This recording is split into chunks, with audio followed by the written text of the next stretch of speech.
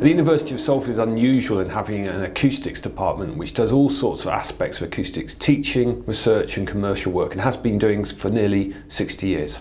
So if you go along to our labs, you'll find people testing pieces of building equipment. You know, you might find someone testing studio doors or carpets that might go into listening rooms.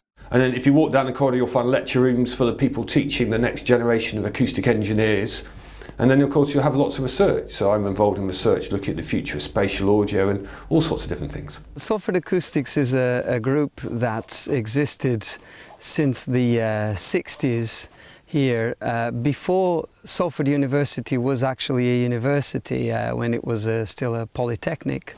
And it's a very strong group that does research originally in building acoustics, but with time the research has expanded into all things to do with sound and acoustics. So now one of the very strong areas is spatial audio.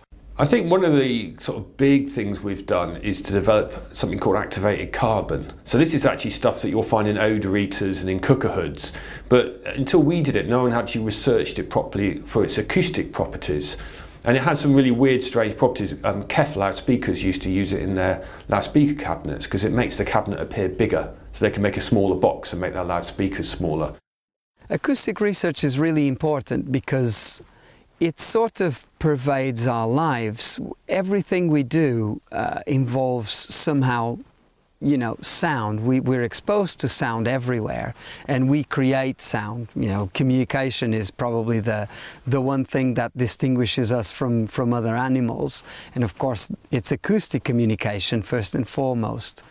The biggest project I've got at the moment is called S3A, and it's about the future of spatial audio in the home. So you would have probably been to the cinema and heard sound from all around you, and maybe you've heard a Dolby Atmos system where in a cinema where you've got the sound from above you as well.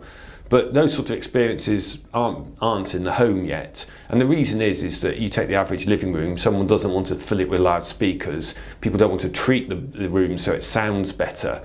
And so the idea of the S3A project is what can we do given the constraints of people's living? So rather than say, you need to redecorate your room, what can we do with the living rooms that are there? So one of the ideas we're pursuing at the moment is called media device orchestration, which is where you take all the loudspeakers that happen to be in the house and use them anyway. So you go to the average living room, you'll probably find television loudspeakers, you'll probably find hi-fi loudspeakers, mobile phones, laptops, tablets. You have an awful lot of loudspeakers that people aren't probably aware of.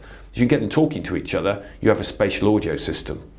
One of the things that we want to move into in the future is virtual and augmented reality. The next step, and a few of us in the group are trying to go there, is to start measuring physiological responses from people as well as asking the questions and trying to see whether we can get more accurate responses. But if you measure physiological reaction, you go behind that, you go behind the conscious mind and you actually get access to the real response. So if we want to know if someone is getting really excited from a bit of music or from some kind of stimuli, we can ask them, are you excited about this? And they might say yes or no, or give a rating on a scale, but we can also measure their response and get a perhaps more accurate measure of that, which will tell us, you know, they were very excited or not excited at all.